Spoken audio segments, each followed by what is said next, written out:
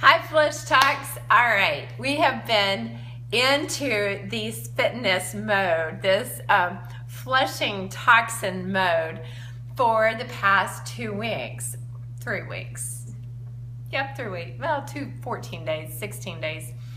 Anywho, when we are reevaluating our body and you're paying attention to what you're feeling, and if you're not able to eliminate your toxins in the morning after the first hour after you eat, your order of eating, which would be water, wait, warm drink, wait, a carbohydrate, wait, and a serving of your main part of your breakfast, which needs to have protein source.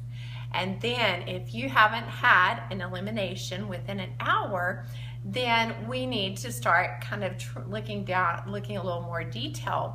Now, there's a couple of things that I wanted to cover. I'm going to do it real quick.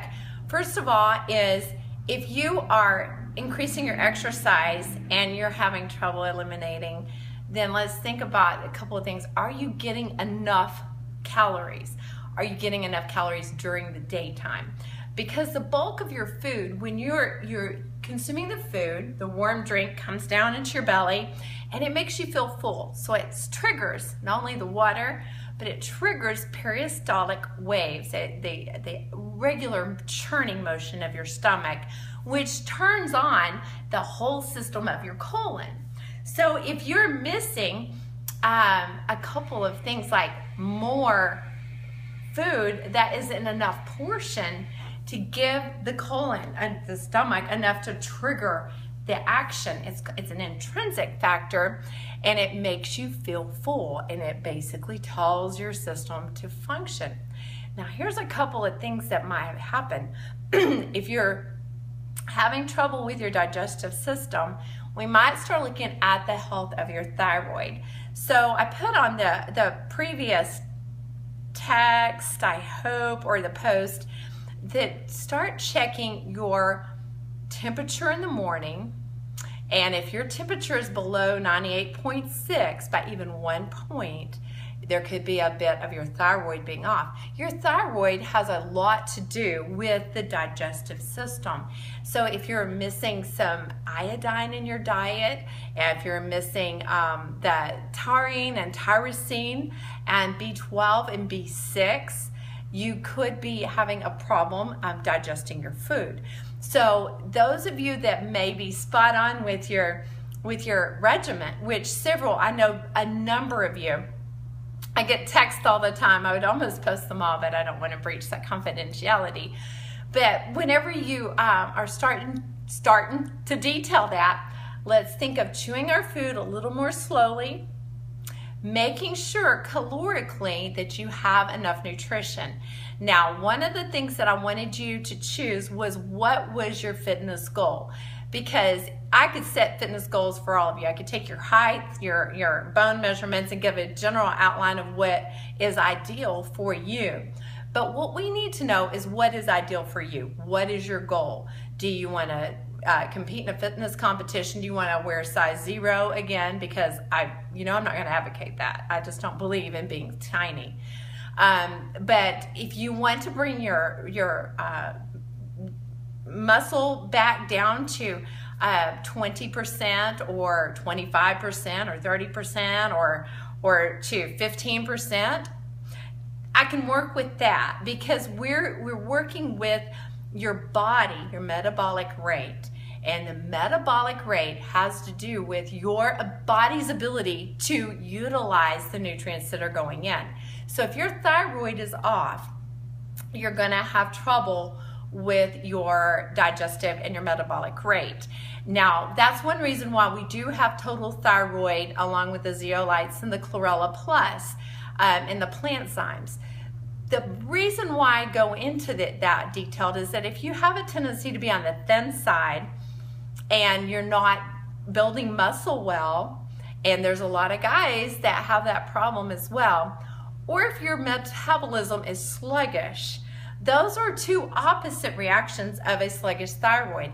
Thyroid is always associated 100% of the time, no exceptions. Thyroid is always in conjunction with the health of your liver, your adrenals, your pancreas, and your hypothalamus, pituitary, and pineal glands. So, and also with your reproductive organs, you know, the testes and the ovaries and the uterus. So I want you to think in terms of overall goals, what you are struggling with, what your goals are, and share with me. I'm very open to sharing publicly. I'm trying really hard to keep confidentiality for several of you. They're being really quiet out there, but yet you're responding beautifully to me, and I appreciate that. But I just want to make sure that you guys know that we're dealing with more than one thing. We're dealing with your thyroid.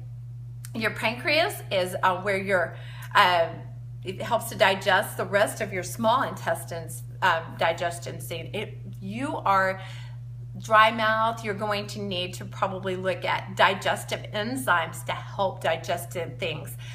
If you're having acid reflux, we might want to start working not only with digestive enzymes, but we might want to start helping your body to produce or supply hydrochloric acid through either ox bile or through HCl or betaine HCl.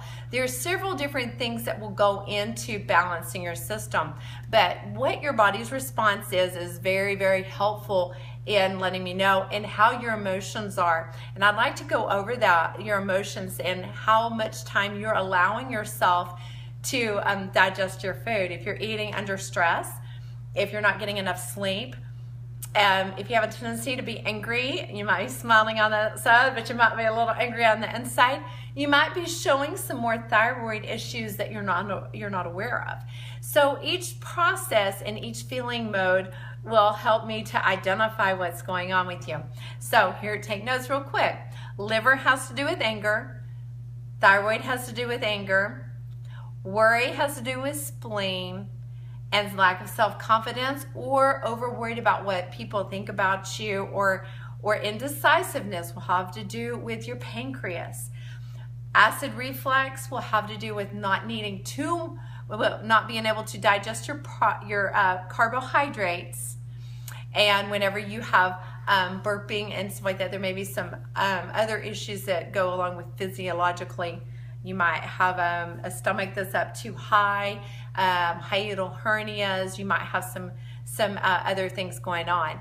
But please feed me your information. I'd like to share more with you, but I kind of need to know a few more things. I did have a question come in about swollen eye. So if you have a swollen eye right underneath, okay, if your eyes are dark, and I think my mascara run, I don't think I have dark eyes today, but I might.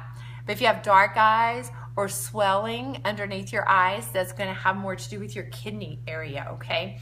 And if that happens, please back off and go to your chlorophyll drinks, back off of your raw vegetables, and go to steaming your vegetables for a bit and add more minerals to your water.